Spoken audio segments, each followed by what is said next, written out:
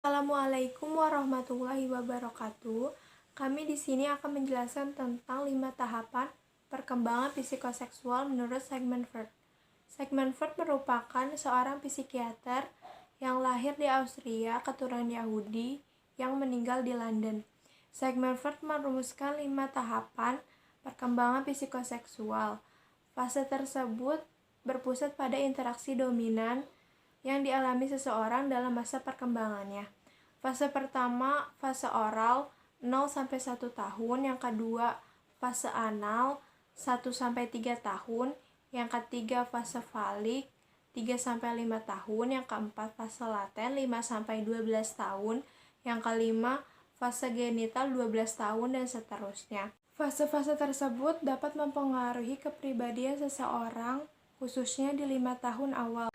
Pada fase ini, bagian yang paling peka, mulut, yang berkaitan dengan pemuasan kebutuhan pokok seperti makanan dan minuman, mulai menjadi sumber kenikmatan bagi anak.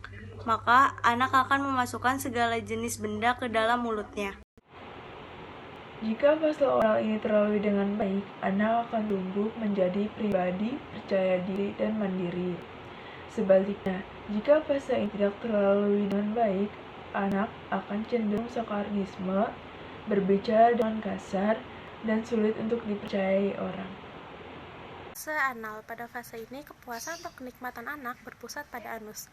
Anak akan puas jika aktivitas pengeluaran pada anal berjalan dengan baik.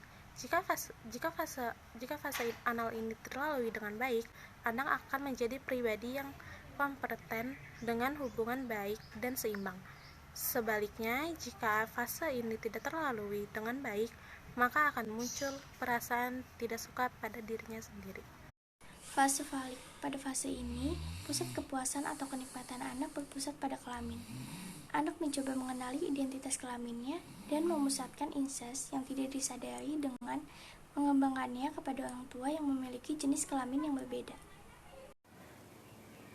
Bagaimana tanggapan orang tua secara verbal dan nonverbal terhadap seksualitas anak berdampak pada sikap dan perasaan seksual yang berkembang pada anak?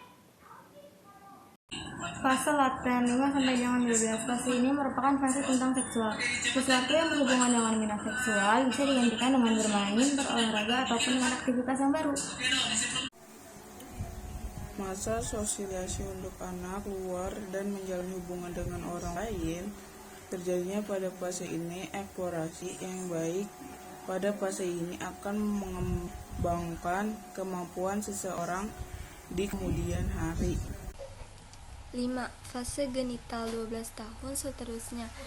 Dimulai dari fase pubertas sampai kepikunan. Hasrat seksual pada fase ini haruslah diseimbangi antara ide, ego, superego. Pengembangan ego yang kuat dapat menyeimbangi ide dan superego.